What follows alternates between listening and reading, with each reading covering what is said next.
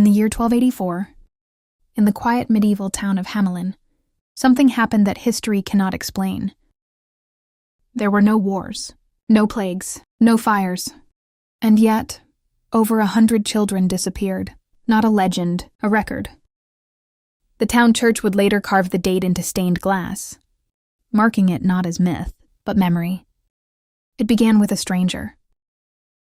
He arrived dressed in colors no one had seen before, bright, unnatural, almost glowing against the dull browns and grays of medieval life.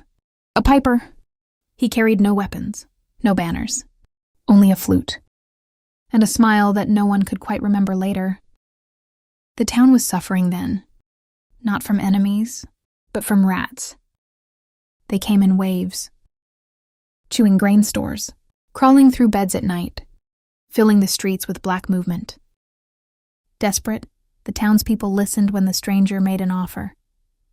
He would remove the rats. All of them. For a price. The mayor agreed.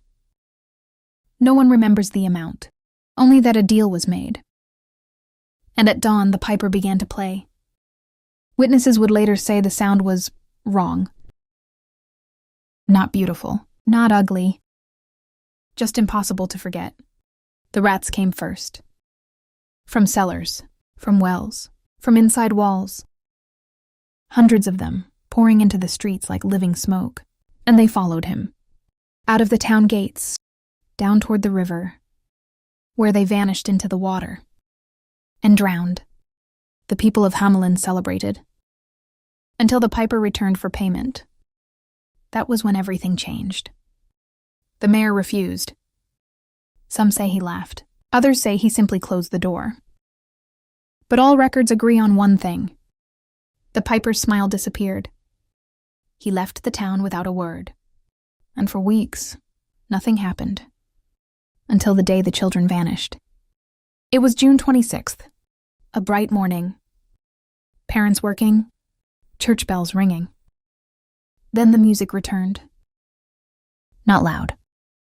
Not distant. Just close enough to notice. Children began to step outside their homes. One by one. Some still holding bread. Some barefoot. Some barely old enough to walk. They followed the sound. Neighbors saw them passing through the streets, silent, calm, smiling faintly as if in a dream. No panic, no screams, just footsteps. Then they saw him. The piper, this time dressed in dark colors. No longer bright. No longer strange. Now something worse. Familiar. He walked slowly toward the eastern gate. And the children followed. Not running, not resisting, just walking. A living procession. Witnesses would later swear the town grew unnaturally quiet as they left. No dogs barking, no birds calling. Only the sound of the flute. Then they were gone. Some say they walked into a mountain. Others say the earth opened. A few claim the children vanished into thin air. But when the parents realized what had happened, it was already over. They searched the forests, the rivers, the roads. Nothing. No tracks, no bodies, no clothing. Only silence. One story says 3 children returned.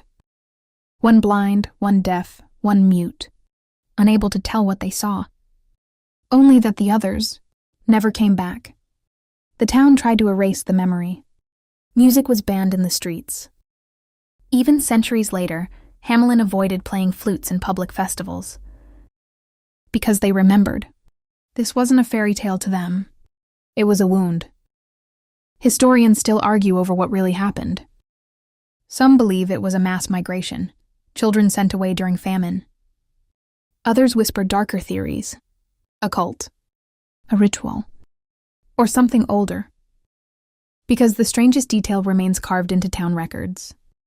Not written as fiction, not described as a moral story, but recorded like a death. 130 children left Hamelin and were never seen again.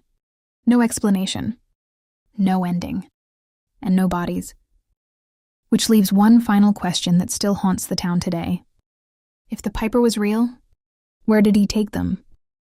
And more importantly, why were they never found? because some legends are meant to teach lessons. But others are warnings, and Hamelin never forgot the day its children followed the music and walked out of history. But the story doesn't end there. Because what makes the disappearance of the children of Hamelin so disturbing is not just that it happened. It's that history refuses to forget it.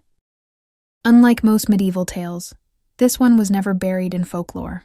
It was recorded, etched into town chronicles, whispered in church sermons, passed down not as a bedtime story, but as a warning. The earliest known record wasn't written centuries later. It appeared less than 100 years after the event. A stained glass window in the town church, destroyed long ago, but described in surviving texts. It showed children dressed in white, walking behind a figure in bright clothes. Not a demon, not a monster, just a man. Which makes historians uneasy, because myths usually grow more exaggerated over time. But the earliest versions of this story are the simplest. And often, the simplest stories are the truest. Even stranger, medieval records from nearby regions mention the event. Not in detail, just fragments, references to a town that lost its young, like an echo spreading outward. Something people heard about, but didn't fully understand. And then there are the dates. Always the same. June 26th, repeated again and again in different sources, as if the town wanted the world to remember the exact day it happened. Why preserve the date so carefully, if it were only a fable? Some researchers believe the children didn't vanish instantly. They believe the truth may have been slower, darker, that perhaps the music was not magic. But influence? A real person. A real manipulation. Because history has seen this before. Moments where entire groups follow someone. Without resistance. Without explanation. And never return the same. There are records of mass migrations in medieval Europe. Children sent away to colonize distant lands.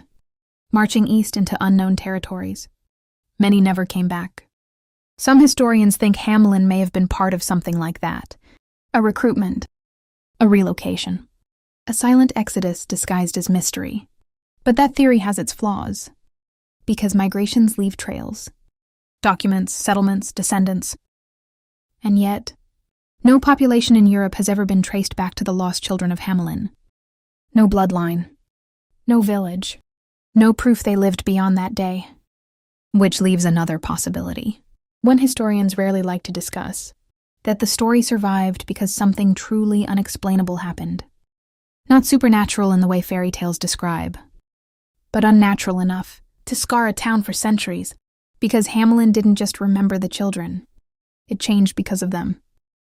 For generations, music was forbidden in certain parts of the town. Especially wind instruments. Especially flutes. Imagine that. An entire town afraid of a sound. Even during celebrations, some families refused to let flutes be played. Not out of tradition, but fear. The kind of fear passed down like inheritance. And then there's the silence in the records. A strange gap appears in Hamelin's history after the event. Fewer festivals, fewer marriages, fewer celebrations documented. As if something inside the town dimmed, like a candle struggling to stay lit.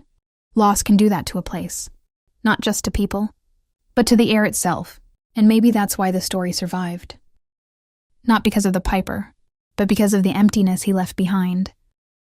Because when tragedy is too large to understand, it transforms into legend, and legends live longer than facts. Over time, storytellers added details. They turned the piper into a moral lesson. A punishment for greed, a warning about broken promises. But beneath those layers, the original wound remains. A town, a date, and missing children. No treasure, no miracle, just absence. And absence is harder to explain than monsters. In the 1600s, travelers wrote about visiting Hamelin and noticing something unusual.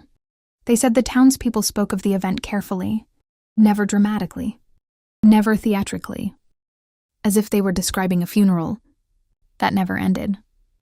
Some even claimed the locals avoided walking certain roads at dusk, paths believed to be the last routes the children took. Whether true or not, the belief alone is powerful, because belief shapes memory, and memory shapes reality. But perhaps the most chilling detail of all, is that the story never needed proof. No bones were ever discovered. No mass graves unearthed. No relics tied to the missing children.